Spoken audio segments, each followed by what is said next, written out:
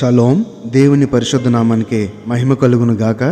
మన ప్రభువును రక్షకుడైన యేసుక్రీస్తు యేషువమెస్సీ నామంలో ఆత్మీయులైన మీ అందరికీ నా హృదయపూర్వక వందనాలు, ఉదయకాలపు శుభాలు తెలియజేస్తున్నాను. అపోస్తులైన పౌలు కొరింథీయులకు రాసిన 2వ పత్రిక 5వ అధ్యాయము 14వ వచనంలో ఒక చక్కని మాటను మనం చూస్తున్నాం. క్రీస్తు అనగా మెస్సీయ ప్రేమ మమ్మును బలవంతము చేయుచున్నది. ఎలాగనగా అందరి కొరకు ఒకడు మృతి పొందెను కనుక అందరూ మృతి పొందిరనియు. ఈ యొక్క మాటను మనం చూస్తే గనక క్రీస్తు ప్రేమ మమ్మను బలవంతము చేయుచున్నది. ఎలాగనగా అందరి కొరకు ఒకడు మృతి పొందిన గనుక అందరూ మృతి పొందిరనియు. జీవించు వారికి మీదట తమ కొరకు కాక తమ నిమిత్తము మృతి పొంది తిరిగి లేచిన వారి కొరకే జీవించుటకు ఆయన అందరి కొరకు మృతి పొందిననియు నిశ్చయించుకొనుచున్నాము. ఈ యొక్క మాటలోని ఈ యొక్క అర్థాన్ని కనుక మనం గమనించినట్లయితే ఎంత చక్కని మాట. క్రీస్తు ప్రేమ అనగా మెస్సీయ ప్రేమ మమ్మను బలవంతము చేయుచున్నది.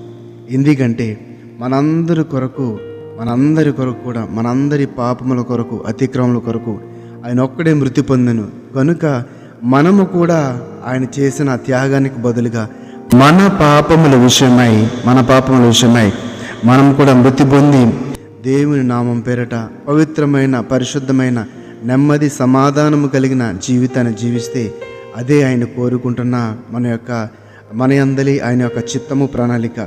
గలతీయులు రాసిన పత్రిక 2వ అధ్యాయం 20వ వచనంలో కూడా ఇటువంటి మాటను మనం చూడగలుగుతున్నాం. నేను క్రీస్తుతో కూడా సిలువ వేయబడి ఉన్నాను, ఇకను జీవించేవాడను నేను కాను, క్రీస్తే అనగా మెస్సీయే నా యందు జీవించున్నాడు.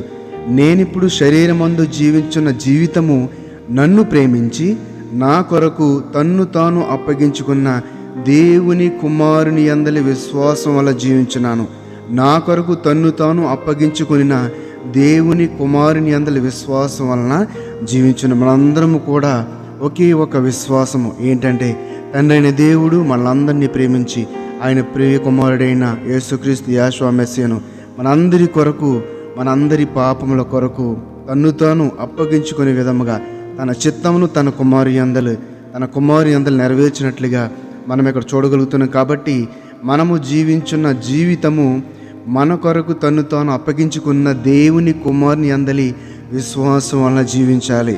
మన కొరకు తన్ను తాను అప్పగించుకున్న దేవుని కుమారుని యందలి అనగా యేసుక్రీస్తు యేషువమెస్సీ విశ్వాసం వల్ల మనము జీవించాలని ఒక విషయాన్ని మనం ఇక్కడ అర్థం చేసుకోవాలి. కాబట్టి నా ప్రియమైన సహోదరులారా, మనం చేసే పనులన్నీ కూడా నెమ్మది కలిగిన ఆశీర్వాదంతో కూడిన మేలులు కలిగిన జీవితాన్ని మనం జీవించే విధంగా ఉండాలి. ఇతరుల జీవితాలకు మన యొక్క జీవితము మాదిరిగా ఉండాలి. ఎందుకంటే ఆయన ఈ లోకంలో జీవించి చూపించాడు కదండి అనేక మంది మాదిరిగా. మరి అందుకే ఈరోజు కూడా ఈ ప్రపంచంలోని కొన్ని కోట్ల మంది మరి యేషువమెస్సీ యేసుక్రీస్తు నామాన్ని స్తుతిస్తున్నారంటే ఆరాధిస్తున్నారంటే మనం గమనించవలసింది ఏంటంటే ఆయన నామానికి ఉన్న ఆయన పేరుకున్న మహిమ అంత గొప్పదిగా మనము గ్రహించాలి. కాబట్టి మీరు చేసిన కార్యమును మీరు పరిశుద్ధులకు ఉపచారం చేసి ఇంకను ఉపచారము చేయుచుండడు చేత తన నామమును బట్టి చూపిన ప్రేమను మరుచుటకు దేవుడు అన్యాయస్తుడు కాదు. ఎంతో అద్భుత మాట చూడండి. దేవుడు చూడండి, ఉపచారం చేసి ఇంకను ఉపచారము చేయుచుండడు చేత తన నామమును బట్టి చూపిన ప్రేమను మరుచుటకు. మనము ఆయన నామమును బట్టి చూపే ప్రేమ, ఆయనను పోలి నడుచుకుంట ఆ యొక్క ఆజ్ఞలు ప్రధానమైన ఆజ్ఞలకు చెప్పుకుంటున్నాం కదండి. నిన్ను వలె నీ పొరుగువానిని ప్రేమించుము. ఆ యొక్క ప్రధానమైన ఆజ్ఞను ఈ లోకంలో ఆయన ఒక్కడే నెరవేర్చి చూపించగలిగాడు. అందుకే ఆయన్ను పోలి మనం నడుచుకోవాలనే ప్రయత్నము చేయుచున్నాము. ఆయన యందలి విశ్వాసం చేత మనము బ్రతుకుచున్నాము. కాబట్టి ఇక్కడ ఈ మాటను చూస్తే తన నామమును బట్టి చూపిన ప్రేమను మరుచుటకు దేవుడు అన్యాయస్తుడు కాదు. కాబట్టి మీరు దేవుని నామందలి ఆ ప్రేమను ధరించుకొని ఆ ప్రేమను మన సమాజంలో మన చుట్టూ ఉన్న మన బంధువులు, స్నేహితులు, మన యొక్క శత్రువులు, మిత్రులు అందరూ కూడా అందరి మీద మనం చూపినట్లయితే, అందరితో ఆ యొక్క నెమ్మదిని సమాధానం కలిగి జీవించినట్లయితే దేవాతి దేవుడు మనకి అన్యాయం చేయడు, న్యాయం చేస్తాడు.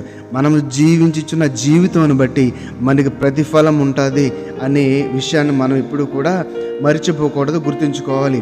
ఆజ్ఞాపూర్వకంగా మీతో చెప్పుడు లేదు, ఇతరుల జాగ్రత్తను మీరు చూపుడు చేత మీ ప్రేమ ఎంత యథార్థమైనదో పరీక్షింపవలనని చెప్పుచున్నాను. ఏంటండి, ఇతరుల జాగ్రత్తను మీకు చూపుడు చేత మీ ప్రేమ ఎంత యథార్థమైనదో, ఇతరుల ఎడల జాగ్రత్త, మనము కేర్ తీసుకోవటం.